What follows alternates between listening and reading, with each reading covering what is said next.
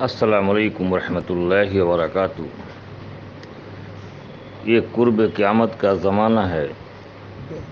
نبی کریم صلی اللہ علیہ وسلم کی امت کو دین سے ہٹانے کے لیے باطل کی طرح طرح کی کوششیں ہوتی ہوں گی۔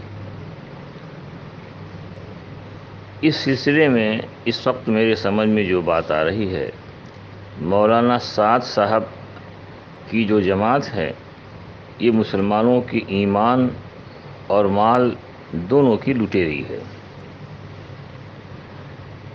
مثال کے طور پر میں دیتا ہوں، فرمایا نبی کریم صلی اللہ علیہ وسلم نے، جس کا مفہوم ہے علماء کرام فرماتے ہیں، کیا مومن بزدل ہو سکتا ہے؟ آپ نے فرمایا ہاں ہو سکتا ہے۔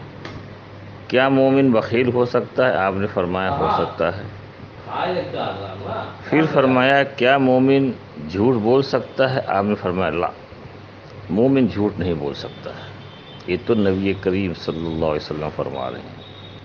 سعد کاندھلوی صاحب فرماتے ہیں، جب عبداللہ ابن رواحہ رضی اللہ تعالیٰ کے بارے میں کہ جب میاں بیوی کی جھگڑے میں جھوٹ بولے بغیر کام نہیں چل سکتا، تو اتنی بڑی جماعت بغیر جھوٹ بولے کیسے کام چل سکتا ہے؟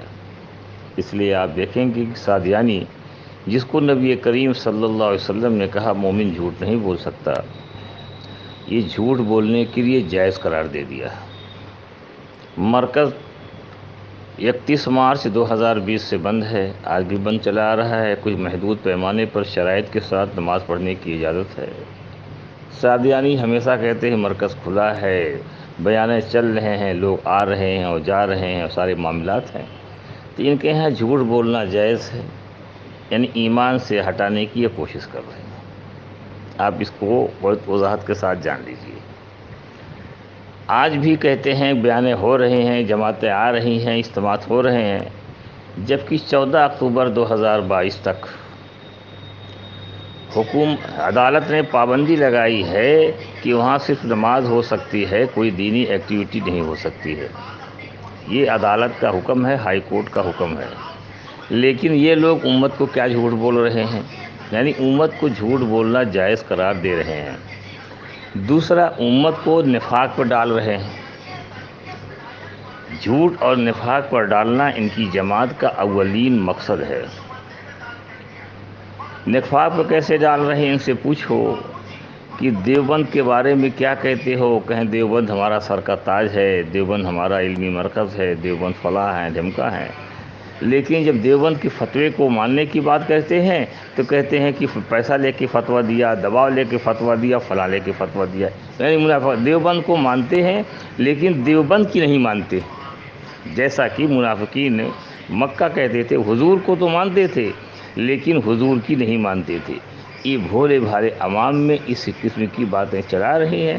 ایک تو امت کو جھوٹ پہ ڈال رہے ہیں، دوسرے نفاق پہ ڈال رہے ہیں، تاکہ یہ نہ دنیا کے ہوں نہ دین کے ہوں۔ اور دنیا کے بارے میں یہ ہے کہ جس ملک میں ہم رہتے ہیں اس ملک کی قانون کی پاسداری کرنا ہے، تو یہ ملک کے قوانین کو توڑتے ہیں تاکہ امت کی مال اور جان دونوں کا نقصان ہو۔ یہ معلوم ہوتا ہے کہ مولانا سعد صاحب کی کمپنی اس وقت باطل کے ایجنڈے پر مکمل کام کر رہے ہیں۔ مسلمانوں کو ایمان کے لیے، مسلمانوں کے جان کے لیے، دونوں کے لیے خطرہ ہے۔ ابھی شاہنواز بھوپالی کہتا ہے الحمدللہ ہمارے حضرت اسرائیل سے لوٹ کے آئے ہوئے ہیں، آڈیو بہت مشہور ہے، وہ چل رہی ہے۔ تو جس کا تعلق وہاں سے ہو وہ بتائیے مسلمانوں کے جان مال کا کیسا ہمدرد ہو سکتا ہے؟ لہذا سوچو اور سمجھو، علماء کا ساتھ پکڑو، دیوبند کا ساتھ پکڑے، جو رہبری کرے اس پر مانو، ورنہ دنیا کا بھی خسارہ ہوگا اور آخرت کا بھی خسارہ ہوگا۔ فقط والسلام۔ جی ہمارے حضرت جی مولانا سعد صاحب جو ہے کل آدھی رات کے بعد اسرائیل سے لوٹے ہیں، الحمدللہ۔ آپ کی دعاؤں سے سفر بہت اچھا رہا۔